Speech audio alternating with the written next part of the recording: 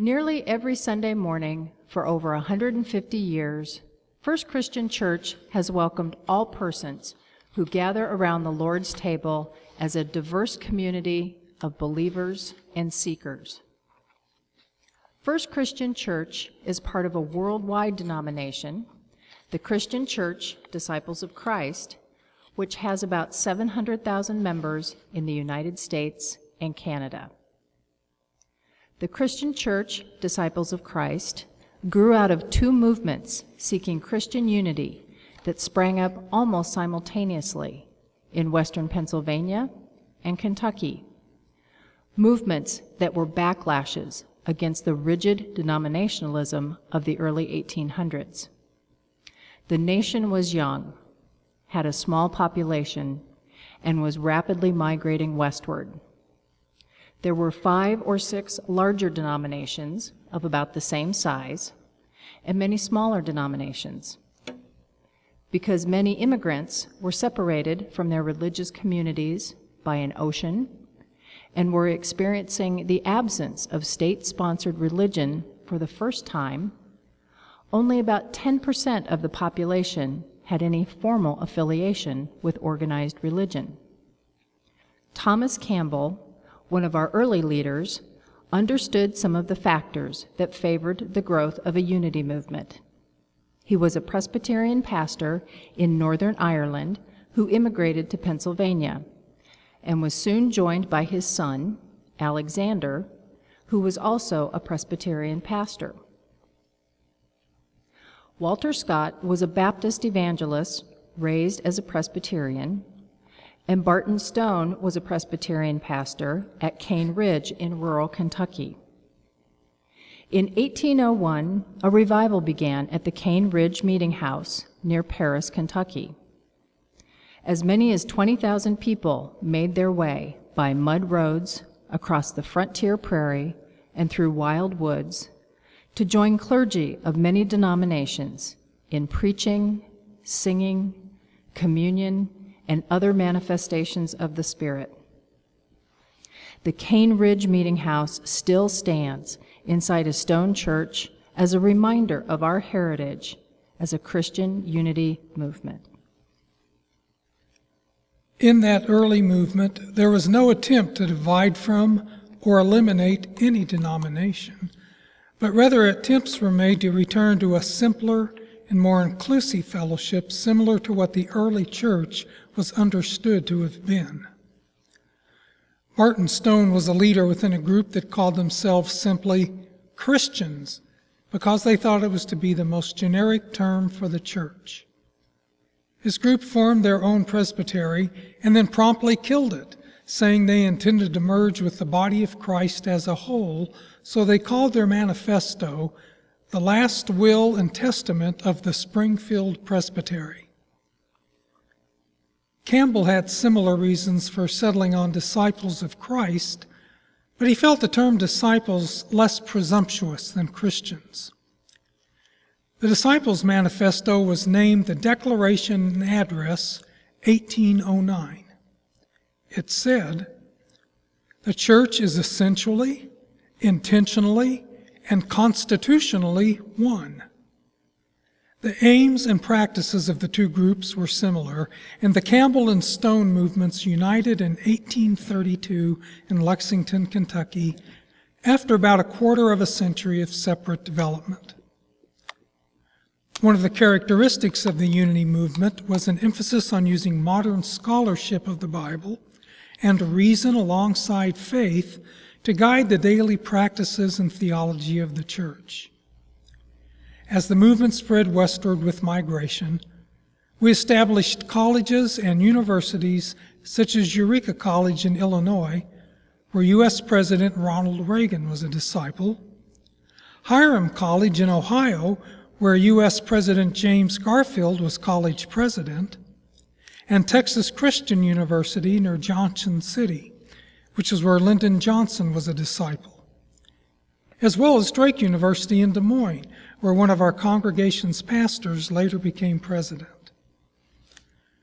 Our movement for wholeness is firmly rooted in the Bible as our guide for faith and practice, interpreted by each Christian using reason, tradition, scholarship, and personal experience. We do not define ourselves by written creeds, but rather by a relationship of faith and trust with the risen Jesus Christ.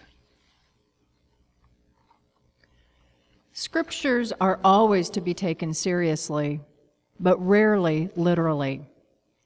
In chapter 11 of 1 Corinthians, for instance, women are instructed to always cover their heads in worship, and men never to cover their heads in worship. Using reason, scholarship, and experience, we do not see these rules as binding for all time. But when Jesus commands, "Love one another," in the 13th chapter of John, we see this as a very important teaching that applies fully to us today. It has been said that the main purpose of the church is to increase the love of God and neighbor. So the core purpose of Bible study is to guide us toward greater love of God and neighbor. At this time, we begin to tell the story of our particular congregation. One of the founders of our congregation, Jesse Higbee, grew up in Peters Creek Baptist Church near Pittsburgh, Pennsylvania. That congregation was part of the Redstone Baptist Association, where Thomas and Alexander Campbell served congregations. Alexander preached often at the Peters Creek Baptist Church in Jesse's formative years. And when a new preacher at that congregation tried to kick out all the followers of Campbell, Jesse sided with Campbell and left to assist Alex in organizing new congregations. The roads leading to Peters Creek Baptist Church and the Higbee Farm in Pennsylvania still intersect. In 1832, Jesse married Susan Newmeyer, the daughter of the founding preacher at the Peters Creek Church, and on their westward migration, they founded a disciples' congregation in Ohio.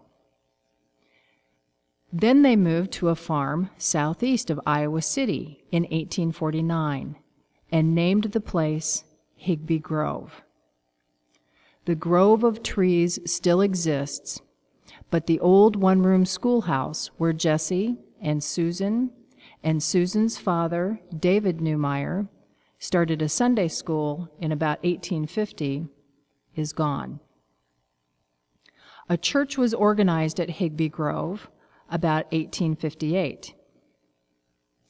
In about 1863, Jesse and David both moved from Johnson County to farms near Drakesville, Iowa, where they pastored another disciples' congregation.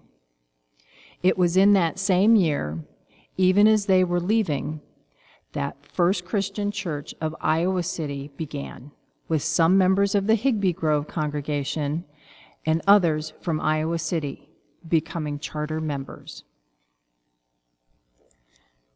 In 1863, Iowa City was the capital of Iowa, and the university had only begun in 1847. Jesse and Susan's son was one of the early students. The grounds of the old capitol were heavily wooded and fenced to keep cattle out, and the streets were dirt. It was the year of our birth. Kimball Porter was a successful businessman and a member of disciples' congregations back in Ohio, and also one of the founders of what became Hiram College. In 1863, he bought a small church building that had been erected on Iowa Avenue in 1841 by a Methodist Episcopal congregation, which later folded. Kimball Porter invited noted disciple evangelist David Burnett to come to Iowa City and help him start a new disciple congregation into which the Higbee Grove congregation would merge or not as they chose. On March 28th of 1863, the congregation was chartered, and the charter document eventually contained 84 signatures.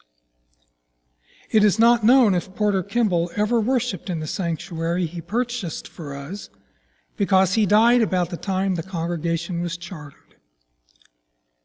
His wife gave our congregation a marble-topped walnut communion table in his memory, which we still possess. One of our early pastors, John Hay, served us from 1865 to 1869. He married University of Iowa Medical School graduate Rilla Grafton, and later served congregations in Colorado and California, where Rilla became the first female to be licensed as a physician in each of those states. In 1872, Dr. Sterling Perret, who in addition to seminary training was also a medical school graduate, arrived in Iowa City to become our pastor. His wife, Carolyn Neville Perret, felt a calling to lead our unity movement in forming a women's missionary auxiliary. She was instrumental in establishing the Women's Christian Missionary Board, which was our first successful missionary organization and has since morphed into the global ministries that our denomination shares with the United Church of Christ. The women of First Christian Church have remained organized since 1874. Today they call themselves the Hannah Circle. Before that, the Sarah Hart Guild, and before that, the Women's Missionary Board, WMB, or We Mean Business. During that time, the Perrets were in Iowa City. Membership and activity in our congregation dwindled, but soon all that was to change.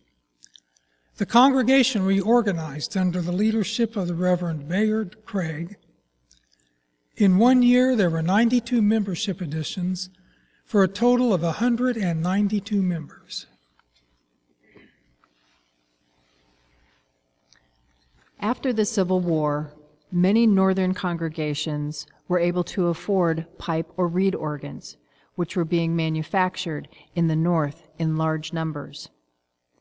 Many people, predominantly in the former Confederacy, resented the economic prosperity which the North enjoyed following the war, and some claimed that the use of organs in worship was contrary to the Scriptures because they're not mentioned in the New Testament.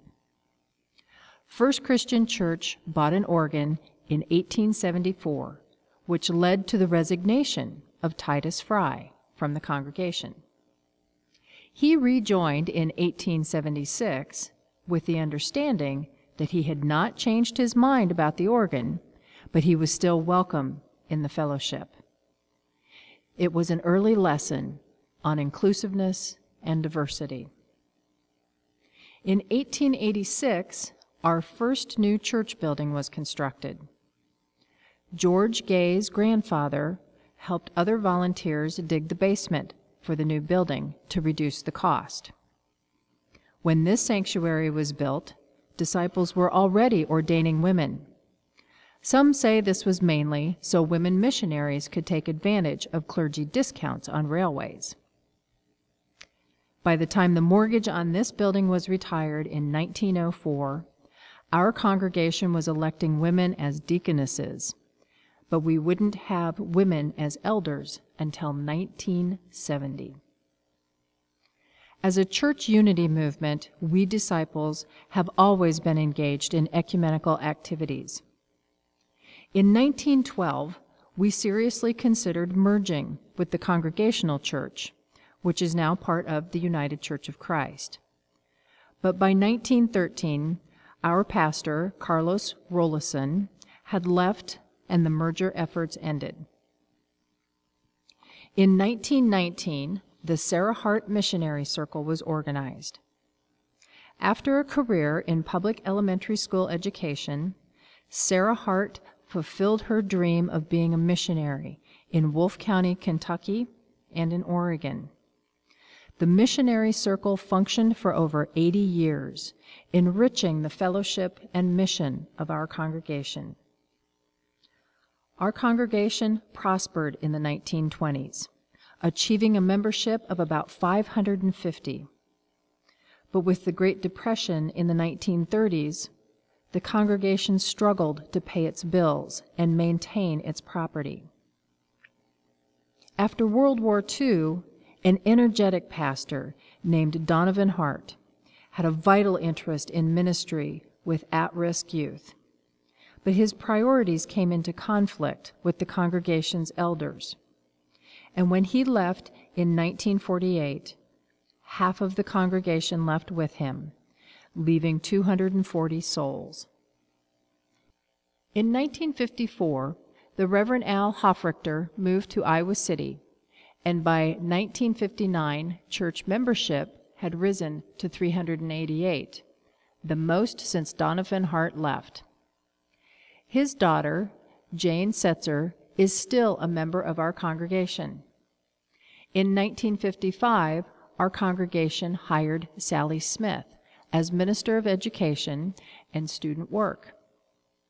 As campus minister, education staff person, and member of First Christian Church for over 50 years, Sally Smith had a profound influence on the congregation. Al and Sally helped the congregation plan for the future, and one result of the planning was the completion of a 1959 education addition to the rear of the 1886 sanctuary. Reverend Hofrichter joked that he got to sit in his new office for only a day before he moved to Indianapolis to become an executive in Disciple Men's Work.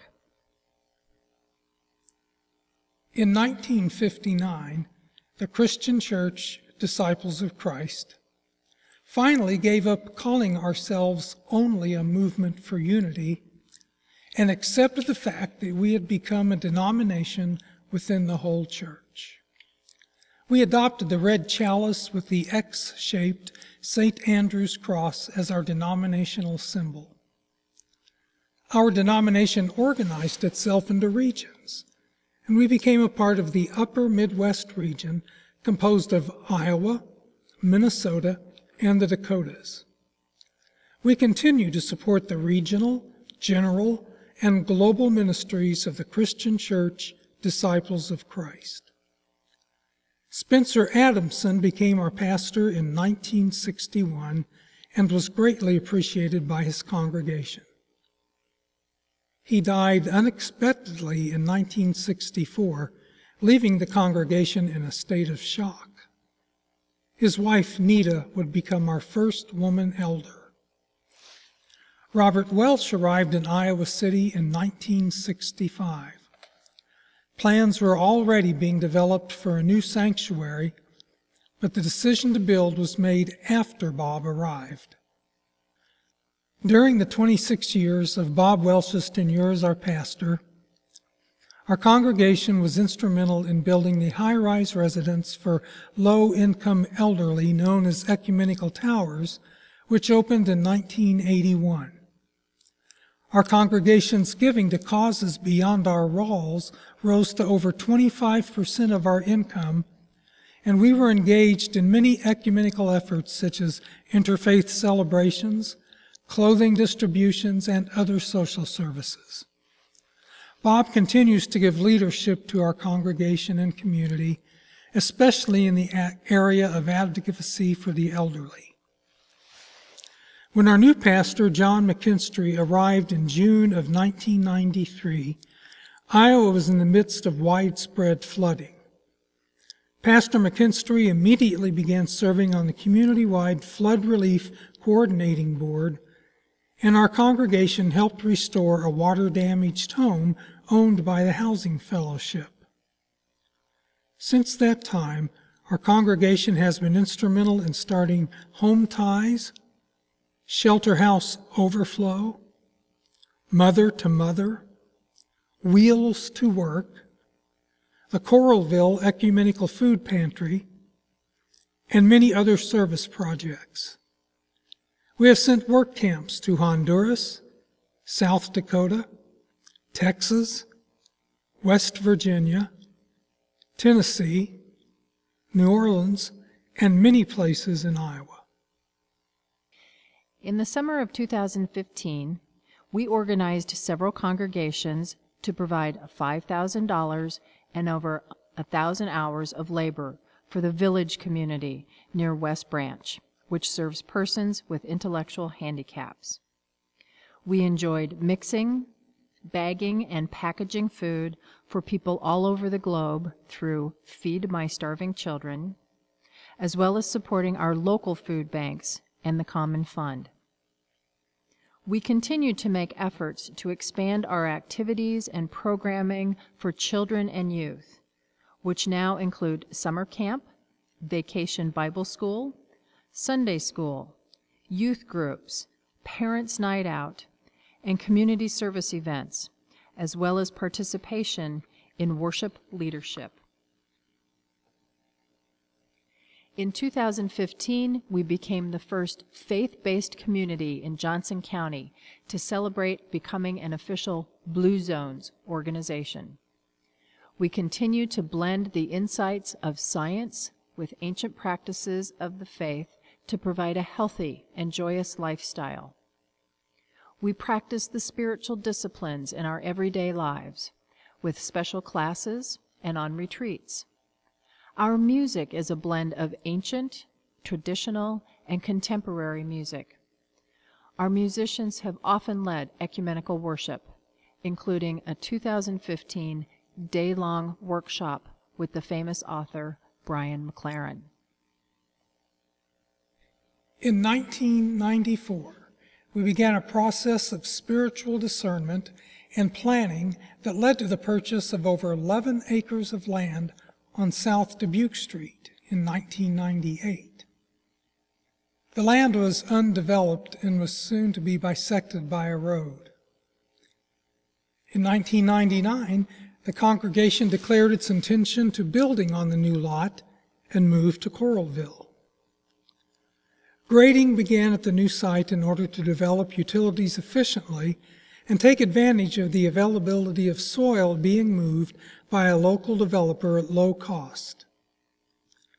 The Gay family helped break ground for the new building in 2001. Their grandfather, Charles Lake, had been among the volunteers who dug the basement of the 1886 sanctuary. Site grading began. Footings were poured. Foundation forms went up. In March of 2002, we moved out of the building on Iowa Avenue and became one congregation for worship with the Congregational United Church of Christ in Iowa City. Their pastor then was Bruce Fisher. Both congregations thrived from that 5-month period of shared worship. In order to sell the Iowa Avenue property, we had the building raised in the spring of 2002, even as the building on Lincolnshire Place was rising. The steel frame was welded and bolted together. The brick and block were laid. The final grading was done. The parking lot and landscaping were installed as the interior was being finished. Many members of our congregation assisted in wiring, landscaping, and other construction tasks. Jim Lang coordinated construction, and Dell Kepler chaired the building committee. In August of 2002, volunteers reassembled the pews we brought from Iowa Avenue, and we dedicated the new building and grounds.